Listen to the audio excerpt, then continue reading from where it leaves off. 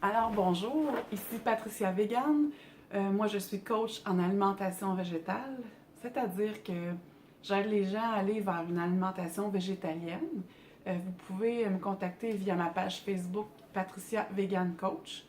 En ce moment, je suis en voie de certification par le National Academy of Sports Medicine pour être aussi entraîneur personnel.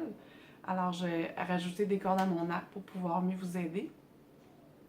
Le sujet d'aujourd'hui, la petite vidéo va porter dans le fond, c'est un peu la suite de la vidéo Prévenir le cancer. Celle-ci, c'est comment prévenir le cancer d'une façon plus concrète. Je vous invite à partager la vidéo si vous sentez qu'il y a des gens qui pourraient en bénéficier. Ça va m'encourager à continuer. Ce que j'avais envie de vous partager, j'étais en haut avec mon petit bonhomme, j'attendais qu'il s'endorme, puis je me disais, il y a plein de choses que j'ai oubliées dans la première vidéo. Ce que je veux vous partager concrètement, si vous avez le cancer, ces conseils-là ne remplacent pas les conseils de votre médecin. Je ne vous encourage pas non plus à cesser ou non votre traitement. C'est, je dirais, d'une façon complémentaire à votre traitement. Il y a des choses que vous pouvez faire qui vont vous donner une meilleure chance de guérison. Puis pour les gens qui n'ont pas le cancer, ça va vous aider d'une façon concrète à prévenir le cancer. Et puis, si vous êtes en rémission aussi, ça va vous donner une chance de rester en bonne santé. La première chose, tout le monde sait qu'il faut bien s'alimenter. Mais comment s'alimenter? La plupart des gens pensent qu'ils mangent bien, alors qu'en réalité, l'alimentation des traditionnelle, c'est vraiment médiocre. Trop peu de fruits et de légumes, beaucoup trop de viande, trop de féculents, beaucoup de sucre raffiné.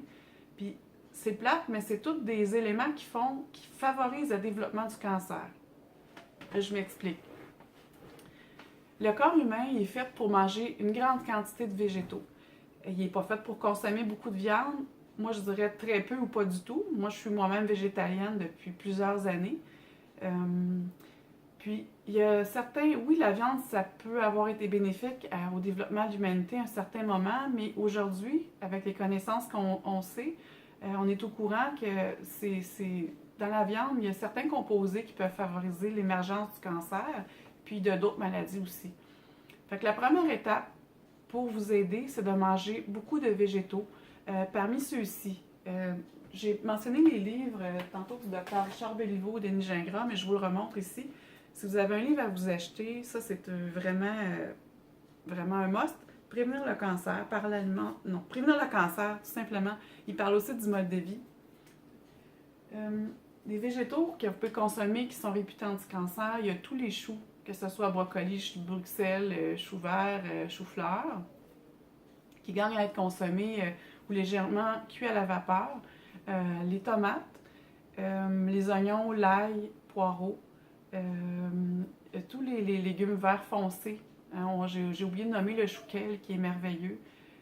Il y a aussi dans les légumes et dans les fruits, il y a tous les petits fruits, les agrumes. Ils se retrouvent dans les végétaux des composés phytochimiques anticancéreux. Ça, ces composés-là, ils empêchent les cellules cancéreuses de développer un nouveau réseau de vaisseaux sanguins et donc de la tumeur de grossir. Et aussi, ils vont favoriser que la cellule meurt dans le fond. Les petites cellules qui se promènent, ils cherchent un petit foyer pour se loger dans notre corps puis développer une tumeur. Quand à tous les jours, on consomme des composés phytochimiques qui sont contenus dans les plantes, je dis bien à tous les jours et en bonne quantité, ce que ça fait, c'est que ça tue ces cellules-là qui se promènent.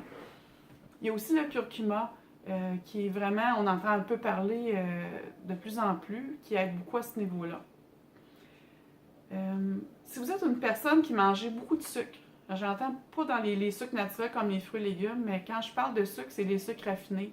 Pain blanc, riz blanc, toutes les muffins, toutes les pâtisseries, bien sûr les boissons sucrées, les boissons énergétiques, vous mettez du sucre dans votre café, vous buvez du lait au chocolat, bref. Les sucres raffinés, c'est un élément qui favorise le cancer.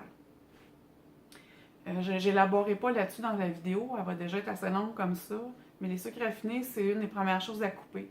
Il y en a qui vont dire, ils consomment des boissons gazeuses, oui j'ai oublié, elle est bonne celle-là.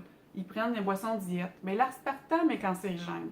Fait que si vous prenez de la boisson gazeuse régulière, elle contient beaucoup de sucre, c'est pas bon pour vous. Puis si vous prenez celle avec aspartame, c'est pas bon pour vous. Fait que coupez les boissons gazeuses, prenez du thé vert ou buvez simplement de l'eau à la place. Il y a aussi, pour la prévention du cancer, faire de l'exercice physique. Si votre système est plus fort et vous êtes en meilleure santé, en meilleure forme, votre système immunitaire va être plus performant, va pouvoir mieux jouer son rôle et puis pouvoir tuer les cellules précancéreuses ou les cellules cancéreuses. Ensuite, ça vous prend du repos. Il y a beaucoup de gens qui dorment pas assez ou qui font de l'insomnie, souvent reliés parce qu'ils ne font pas de l'exercice physique. Ils font de l'anxiété, ils prennent pour être performants au travail, ils consomment du café. Le café, c'est la première chose à arrêter. Tout ce qui contient la caféine, quand on souffre d'insomnie ou qu'on a de la misère à dormir, c'est la première chose. Même si vous en prenez un ou deux le matin, essayez-le pendant 7 jours. Arrêtez de boire du café, vous allez voir vos nuits. Le sommeil, c'est vraiment quelque chose d'important. C'est là que notre corps se régénère, que notre système se régénère. Ensuite, une attitude mentale positive. Le bonheur, s'entourer de choses, ça c'est pas nouveau. La thérapie par le rire, hein, on sait maintenant que ça guérit plusieurs maladies. Faire des choses qui vous rendent heureux, qui vous font vibrer intérieurement. Vous entourer de gens positifs qui croient à votre guérison.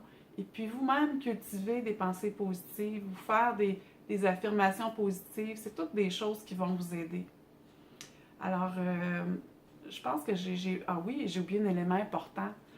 La consommation de viande rouge. Moi, j'irais plus loin en disant la consommation de viande en général.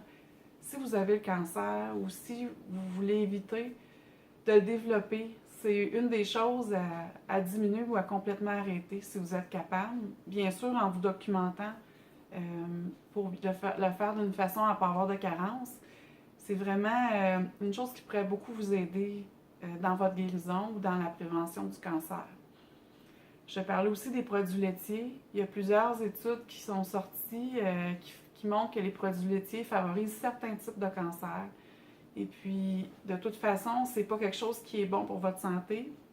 Je vais en parler dans une autre vidéo, mais c'est vraiment un mythe perpétué par l'industrie laitière que le lait est essentiel à la santé. Que c'est une source de calcium. En fait, les pays qui consomment le plus de produits laitiers sont ceux qui souffrent le plus d'ostéoporose. C'est comme un non-sens.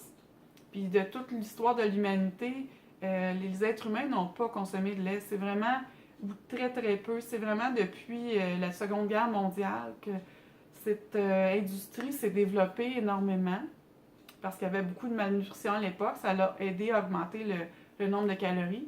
Mais en fin de compte, ça a amené beaucoup d'autres problèmes, dont les maladies cardiovasculaires et l'augmentation d'obésité et aussi du cancer. Alors, c'est pas mal ça. Je sais pas si j'ai sûrement encore oublié quelque chose parce que je vous fais ça, j'improvise.